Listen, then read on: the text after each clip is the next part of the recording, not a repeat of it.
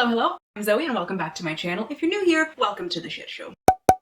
Today I'm going to be doing my July TBR, my very first video in quite a while. A lot has happened since the last time that I filmed anything, but that's not important right now. You'll find out over the coming months what's been happening.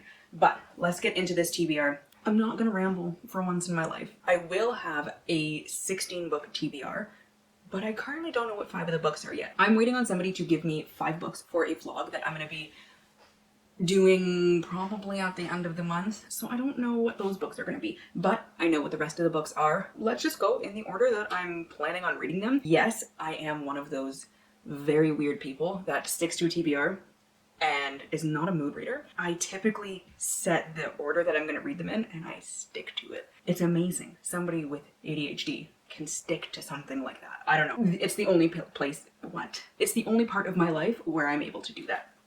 So I'm just gonna roll with it. So the first book, let me pull up my screenshot. The first one is the last book of a vlog that I'm doing where I'm reading like Madison from Princess of Paperback. I asked her for 5 of the smuttiest books that she could think of, and she has blessed me. It's June 30th right now. I'm filming this very, very late, and I'm listening to the audiobook for the 3rd book, and I'm confident that I can finish the 4th book tonight, if not tomorrow morning. So the last book is the only one that's going to be on this TBR. Bubsy, stop scratching my damn chair. I love you so much, but I am not pleased. This damn cat. Stop. Thank you. And the last book is that's not it. That's definitely not it. That's a middle grade book. Ooh. Brutal Prince by Sophie Lark. This one is the first book in the Brutal Birthright series. She originally recommended me The Bully, but it's like the 3rd book in a series, even though it's top tier smut, and she said to just start with this one and then keep reading through. This first one works best if I just read the description. So, he's no Prince Charming. Callum Griffin is the heir to the Irish mafia. He's ruthless, arrogant, and he wants to kill me. Sounds hot. We got off on the wrong foot when I set a very small fire in his house. Our families believe a marriage pact is the only thing that will prevent all-out warfare. It seems legit. Oops, I started a fire. Oops, I hate you. Let's just get married instead. I'm into it. I think I might need to murder him while he sleeps. I'm extra into it. This would all be a lot easier if Callum wasn't so damned good looking.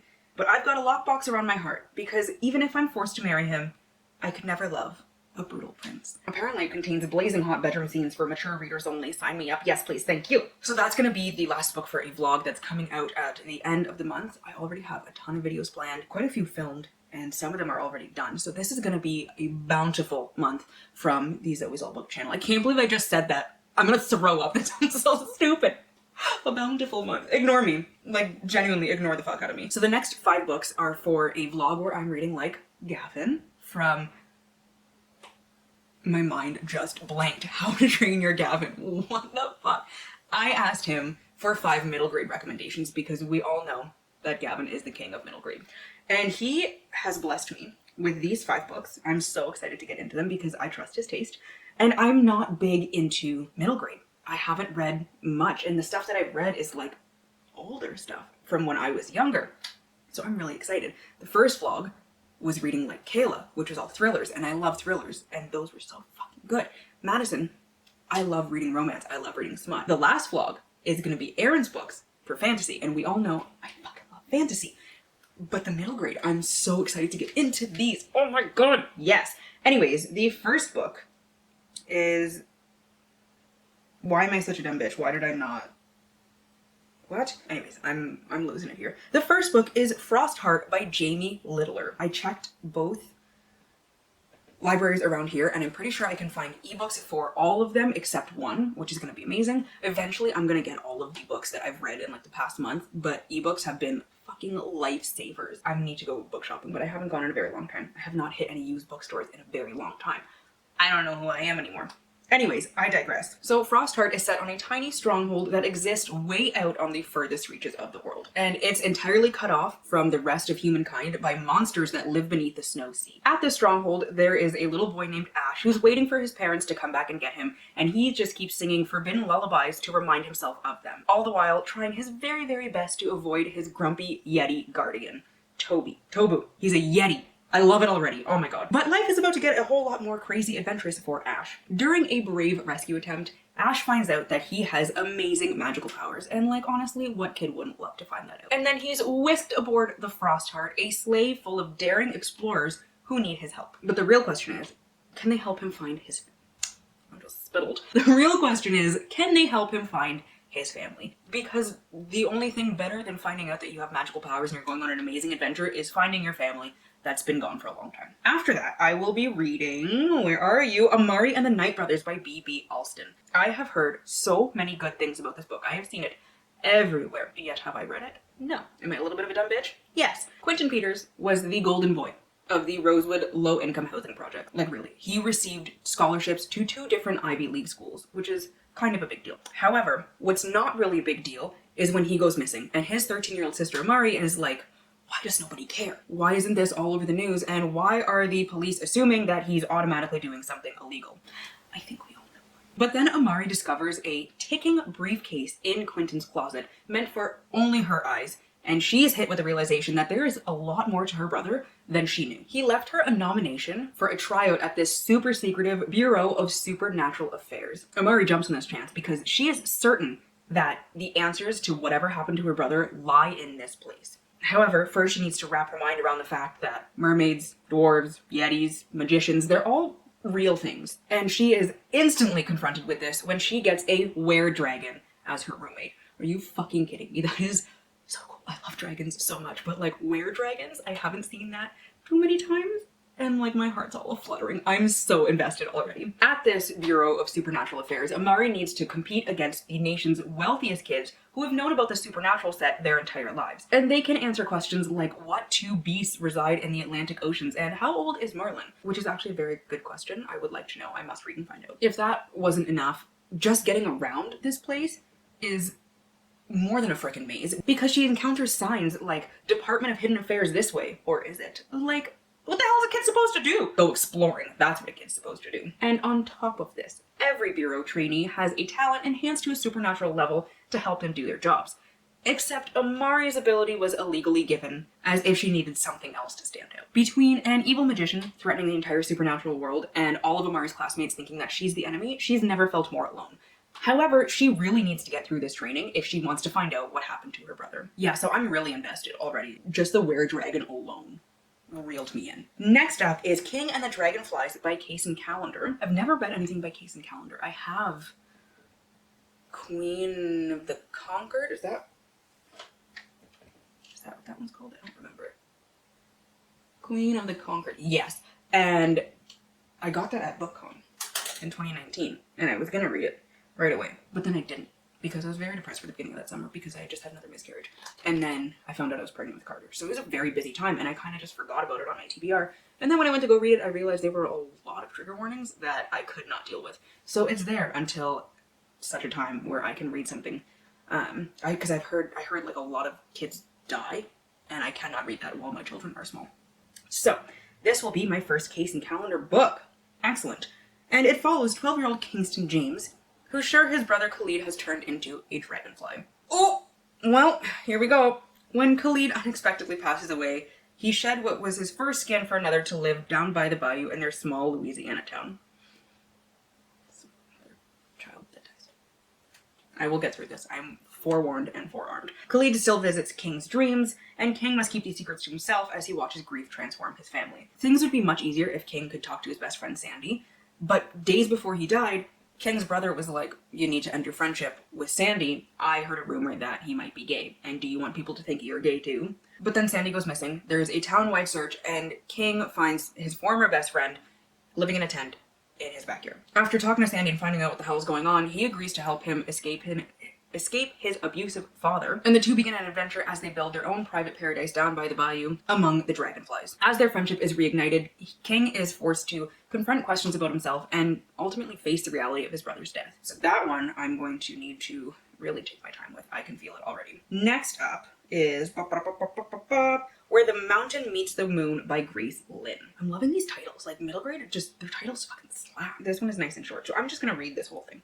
In the Valley of Fruitless Mountain, a young girl named Minley spends her days working hard in the fields and her nights listening to her father spin fantastic tales about the Jade Dragon, and the Old Man of the Moon. Minley's mother, tired of their poor life, chides him for filling her head with nonsense. But Minley believes these enchanting stories and embarks on an extraordinary journey to find the Old Man of the Moon and ask him how her family can change their fortune. She encounters an assorted cast of characters and magical creatures along the way, including a dragon who accompanies her on her quest. Another dragon, yes, sign me up. And finally, for this vlog, is Root Magic by Eden Royce, set in the 1960s, and it's a historical ghost story set in South Carolina, a tale of courage, friendship, and black girl magic. Yes, sold. I don't need to know more, but I'm gonna find out more. Actually, I lied. I definitely I definitely do need to know more, because that's gonna irk me if that's all I know. 1963, things are changing for Jezebel Turner. I cannot speak today. Her beloved grandmother just passed away. The local police deputy won't stop harassing her family. We all know why. And school integration is arriving in South Carolina, so Jez and her twin brother Jay are about to begin the school year with a bunch of new kids. But the biggest change comes when Jez and Jay turn 11 and their uncle Drew calls them and is like, I'm gonna teach you root work. Drew? Where did I get Drew from? His name is Doc. Am I stupid? The twins have always been fascinated by the African-American folk magic that has been part of their family for generations, especially the potions and powders that Doc and Gran would make for people that lived on their island. However, Jez soon finds out that these small charms and elixirs, holy shit, are not the extent of her family's magic, and not a moment too soon. Because when evil, both natural and supernatural, come to her small town, it's gonna take every single lick of magic she has to see her through it. And that's the end of that vlog. And then I have 5 assorted books here that I'm just gonna try and get through throughout the month. Who am I fucking kidding? I'm gonna read those 5 books for Gavin's vlog, and then I'm going to read these 5 in order. Possibly Aaron's books before, depending on how long they are. But I'm thinking last because I'm anticipating a couple bricks. So, first up, we have Honey and Spice by Bolo Babalola. This I got from William Morrow, from HarperCollins, so thank you for sending me this. It comes out in July, this month, 2022. I honestly don't remember what this one is about because it's been a couple months since I got it. Maybe a month. I think it's been about a month. So I'm just gonna go ahead and read straight off the back. Sharp-tongued and secretly soft-hearted, Kiki Banjo has just made a huge mistake. As an expert in relationship evasion and the host of popular student radio show Brown Sugar, she's made it her mission to make sure the women of the African Caribbean Society at Whitewell College do not fall into the mess of situationships, players, and heartbreak. She's doing the Lord's work. But when the Queen of the Unbothered kisses Malachi Correde, that is gonna really fucking throw me off because Malachi sounds too much like Malaka. And if you know, you know. Anyways, the guy she just publicly denounced as the waste man of Whitewell in front of every Blackwellian on campus, she finds her show and her reputation on the brink. They're soon embroiled in a fake relationship to try to salvage their reputations and save their futures. Fake dating, yes, sold. I remember that's what sold me on this book. Kiki has never surrendered her heart before, and a player like Malachi won't be the one to change that, no matter how charming he is, or how electric their connection feels. But surprisingly entertaining study sessions and intimate late-night talks at old-fashioned diners force Kiki to look beyond her own presumptions. Is she ready to open herself up to something deeper? It's full of delicious tension and romantic intrigue that will make you weak at the knees. Sign me up! Yes! I'm so excited. Definitely reading that one first. And then we are going to take it in a whole different direction with An Unthinkable Thing by Nicole Lundrigan. This one, I'm so excited. So, I fell. We're good. This one follows 11-year-old Tommy Ware, whose world is completely shattered when his aunt, who's been raising him, is found murdered. This is in the summer of 1958, by the way. After this, there's only one place for him to go. Back home to the mother who basically abandoned him the day he was born. All is not as it seems at the Henneberry estate where oh my god, is it the mid-year freakout that's coming tomorrow that I had this same problem? Yes. Esther? I don't know how to pronounce this name at all. Where she is the live-in housekeeper. At this place, he's mostly left on his own to navigate the lush, lavish grounds. So many sounds in there. The massive house and the twisted family that lives inside there. You've got the oppressive attentions coming from Muriel, the matriarch of the family, who is often heavily medicated. And then 15-year-old Tommy, and 15-year-old Martin, who sometimes treats Tommy like a little brother, but sometimes treats him like a pawn in a very confusing game that Tommy has no idea what's going on. Dr. Henneberry pretty much ignores Tommy, but also seems very eager for him to be gone, which is a little little weird. And then they have the elderly neighbor, who is somehow involved and knows much more about the family's past than anyone is willing to admit. By the end of the summer, the games and the lies and all the twisted shit happening in this house comes to a head around Tommy and his mother when a horrific crime happens. And the unthinkable question is raised. Could an 11-year-old commit murder? I got chills, they're multiplying. Yeah, I'm a mom. I dance like one. It's fine. And then we have Satin, I don't know, by Charlene Thomas. And this one comes out in August. This one is from Penguin. Yes, thank you, Penguin, for sending me this one. It starts off like Friday Night Lights and ends with the power up to your white people. So, Satin, I'm gonna go with Satin until I find out otherwise. Correct me if you know the difference. Satin Academic High is a prep school obsessed with its football team and their 13-year conference win streak, a record that players always say they'd never have without Satin's girls. Right off the bat, I'm already getting bad vibes because anybody that obsessed with football, and that's your entire life, like high school football, please find a hobby. What exactly Satin girls do to make them so valuable, though, no one ever really says. Creepy. They're just the best. But the team's quarterback, the younger brother of the Satin star who started the streak, wants more than regular season glory. He wants a state championship before his successor, their first black QB, has a chance to overshadow him. I hate this boy already. Thank you. Bigger rewards require bigger risks, and soon the actual secrets to the team's enduring success leak to a small group of girls who suddenly have the power to change their world forever. This is the story of the Satin girls. Yes, it's creepy.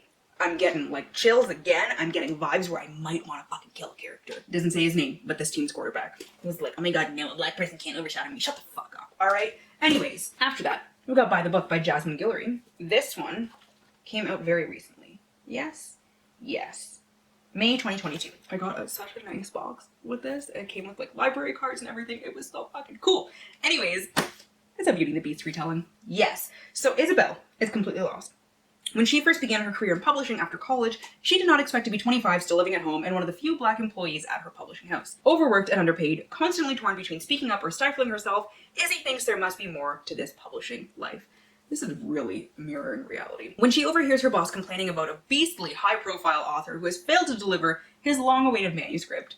Patrick Rothfuss, George R. Martin, who are we talking here? Please not one of them. Isabel sees an opportunity to prove her worth and finally get the recognition she deserves. All she has to do is go to the author's Santa Barbara mansion and give him a pep talk. Or 3.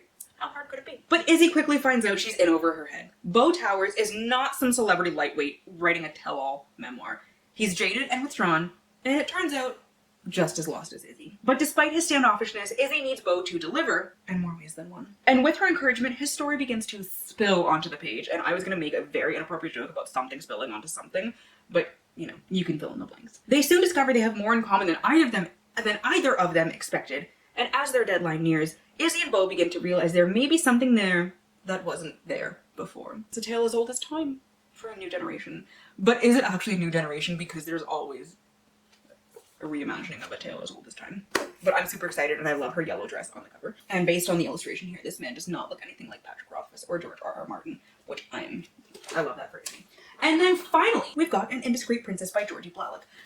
This one was also sent to me by William Morrow, and it comes out in September. Who is she? Reading arcs ahead of time. This really fucking happens. Last September, I was sent The Last Debutante by Georgie Blalock, and I quite enjoyed it. So this one follows Queen Victoria's defiant daughter. Honestly, I cannot think right now. I'm very, very tired, so I'm just going to read from the back of this one too. Forgive me. It's a story about Queen Victoria's most rebellious and artistically talented daughter, Princess Louise. As the fourth daughter of the perpetually mourning Queen Victoria, Princess Louise's life is more a gilded prison than a fairy tale. Expected to sit quietly next to her mother, with downcast eyes, Louise vows to escape the stultifying, that is a $5 word, I like that, royal court. Blessed with beauty, artistic talent, and a common touch, she creates a life outside of the walled-in existence of the palace grounds by attending the National Art Training School, where she shockingly learns to sculpt nude models, damn, while falling passionately in love with famed sculptor Joseph Edgar Bone.